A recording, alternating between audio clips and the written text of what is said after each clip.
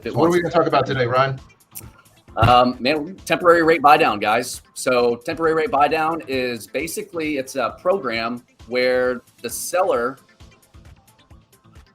pays for part of the buyer's interest for the first 2 years. Okay, so it's an account that goes into an escrow account. It has to be funded by the seller. It can't be made with any sort of lender credits or agent credits.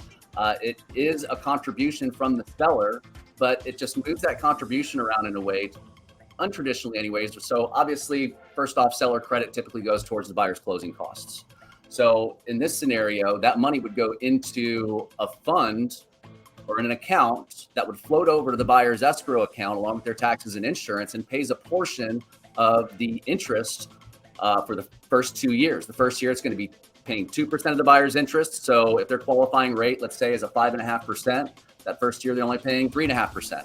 The second year, if it's again, if the note rate is 5.5, then they're only going to pay 4.5%. Now, within that 24-month period or 2-year period, the buyer has an opportunity to refinance out of the note rate, whatever that rate's going to return to on year 3, and play the market a little bit. I mean, one of the biggest conversations we're having right now with these buyers is they're just, they just got a bad taste in their mouth. Seeing where rates were a year ago, seeing where they're at right now. A lot of the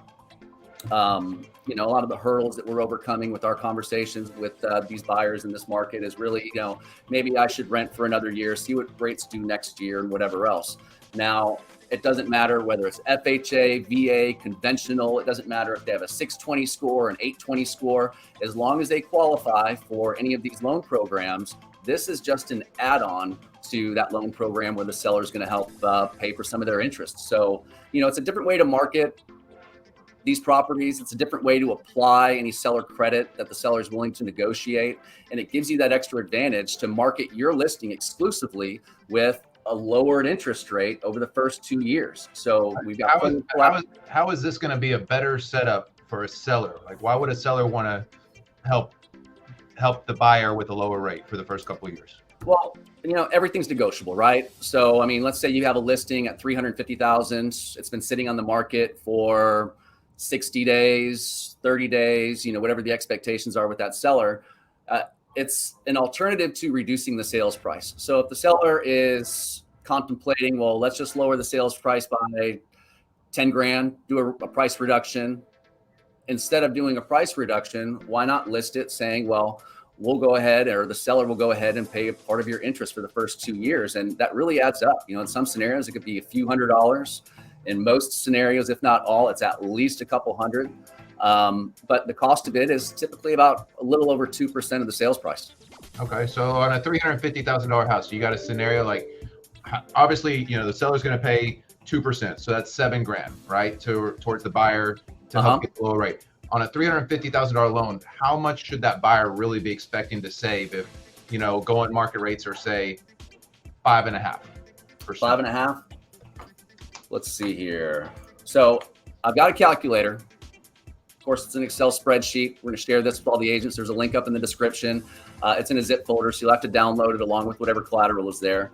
But let me go ahead and share my screen with you, and we'll kind of jump into it here and go over those details together. But, the buy down calculator, it's very simple. There's not much to it. You can't mess this up, guys. So if you're afraid of downloading the spreadsheet and, messing up the formulas, everything's protected. So there's only certain fields that you'll be able to edit. And of course, they're in green. So in this scenario, and we'll stick with 395 for this example, because that's what some of the math up here is going to reference. And I want to kind of jump back to that here in a second. But there's two options. There's a 2-1 buy down and a 1-1 buy down. A 2-1 buy down means the seller will pay 2% of the buyer's interest the first year, 1% of the buyer's interest the second year. And how that math comes out is, if the qualifying rate is a 5.625, the sales price is $395,000 and the down payment is 5%.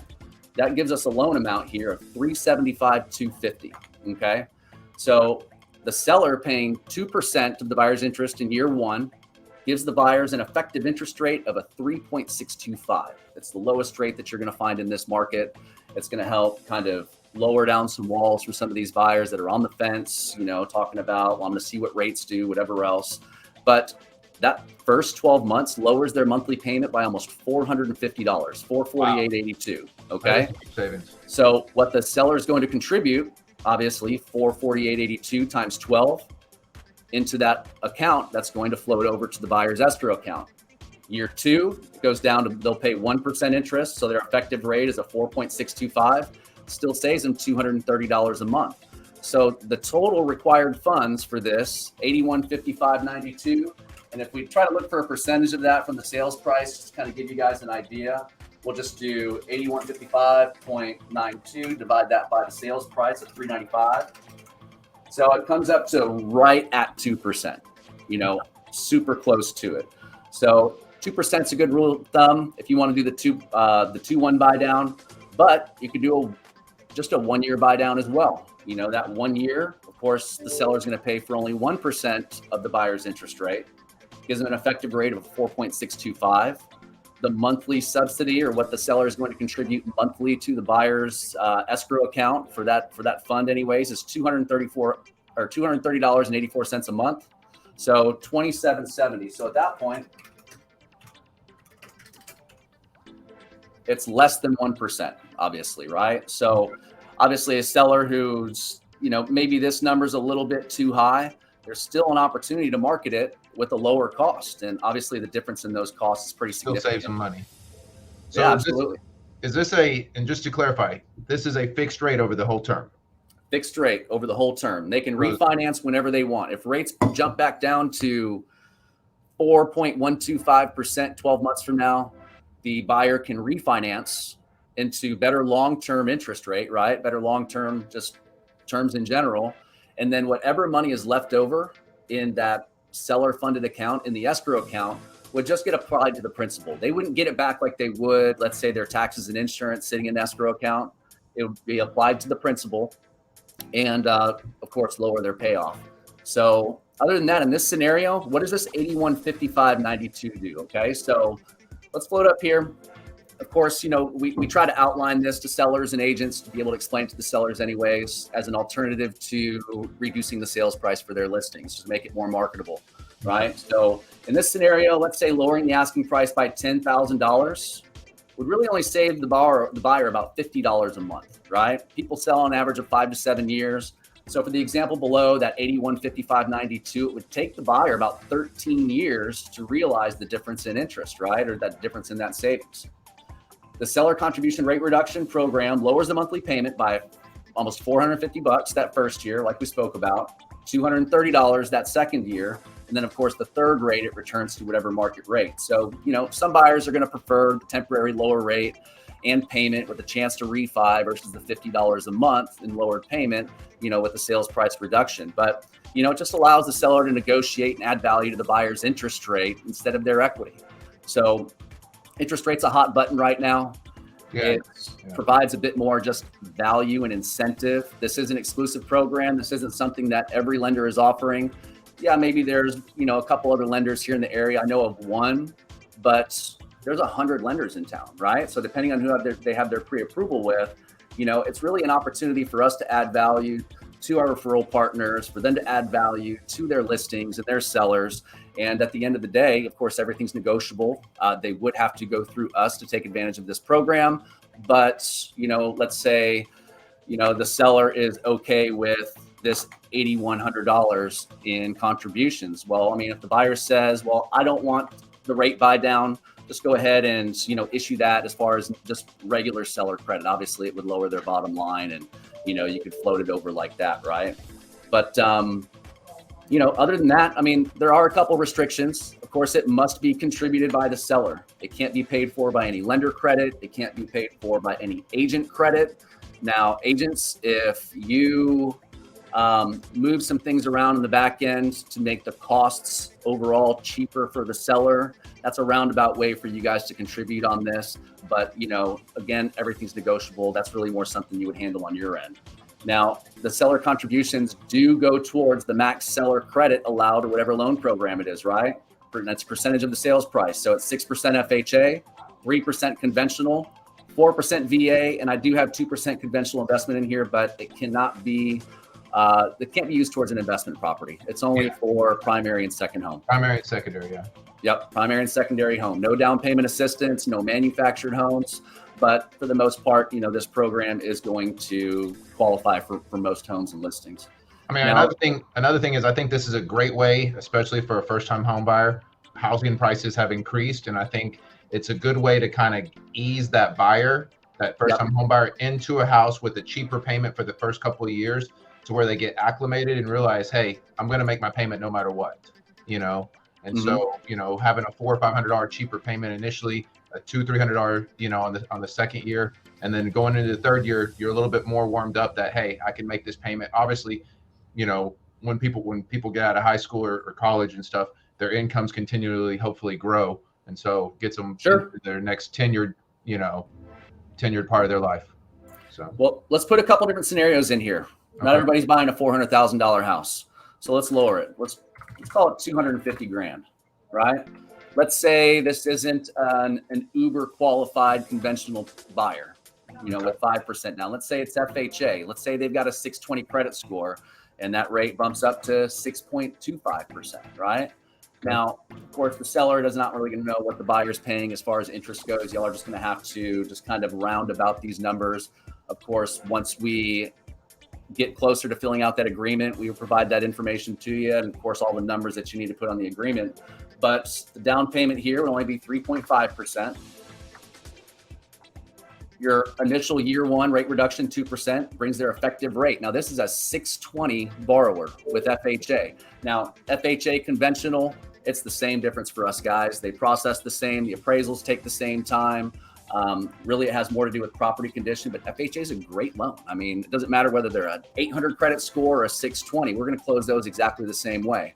So, don't be put off by an FHA loan with these listings, guys. But year one, 4.25 saves that borrower $298 a month. Of course, year two, $150 a month. But your total contribution in this scenario is going to be about $5,400, right?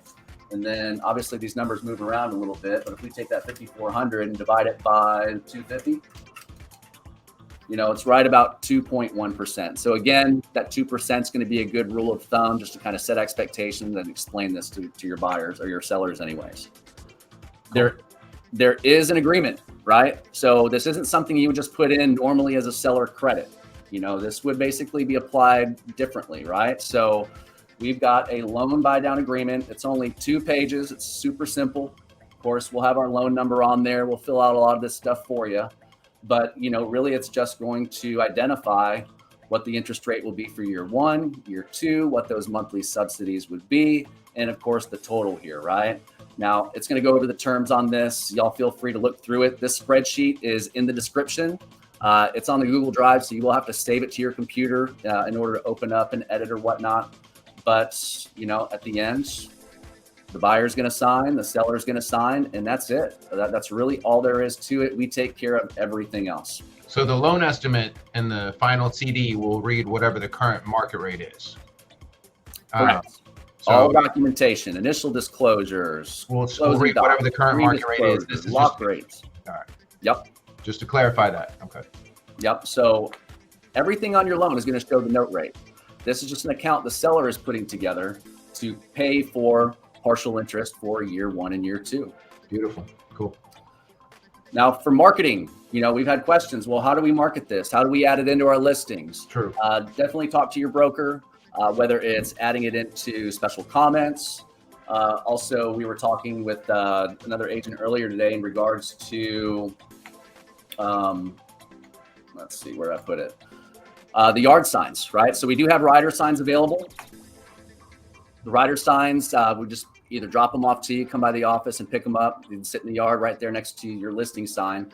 But, it just kind of creates that question. It's like, okay, well, what is a temporary buy down? This home qualifies for it. Why does the home down the street not qualify for it? So it's just really more to start that conversation. And not only that, you can take this image here. And of course, this is in the description as well. You can save it and just add it to maybe your last picture on the listing. So these buyers, while filtering through HAR, looking at listings, they may not go through and read every little thing that's there, as far as in all the text in the copy or whatnot, but they are going to flip. But they'll see the photos when they're looking at all the photos. They'll see this in the photo all the way at the end. This home qualifies for a temporary rate buy down. What does that mean? They can contact us directly And, at that point, it's just a matter of starting that conversation and just outlining exactly what the program is, what benefit it provides, and that the seller is willing to work with the buyers in regards to just executing a contract and, making the deal work.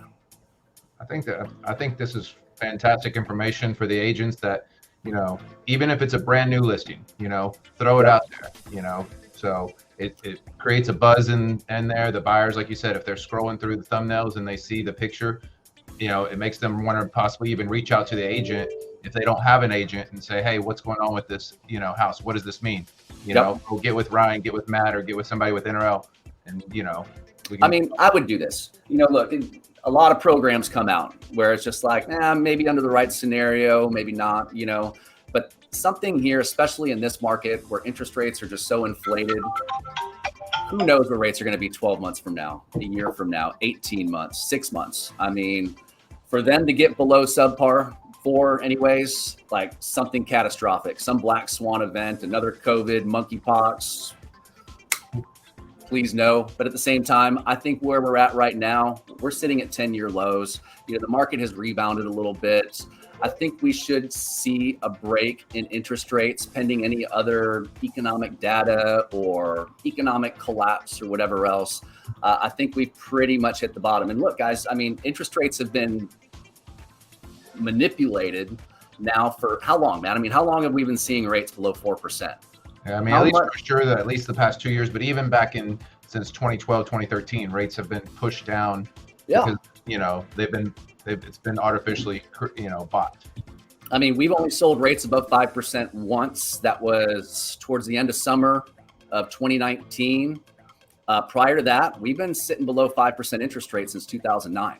Yeah. But a lot of that has been the government obviously bailing out one after another. COVID, they put $780 billion, into mortgage-backed securities. And, when COVID came out and the markets are all just flipping, we went from 3.5% to 5.5% that one afternoon. It was nuts watching the price action, but we got bailed out. Now, you can only artificially inflate a market for so long, and then you're going to have some whiplash.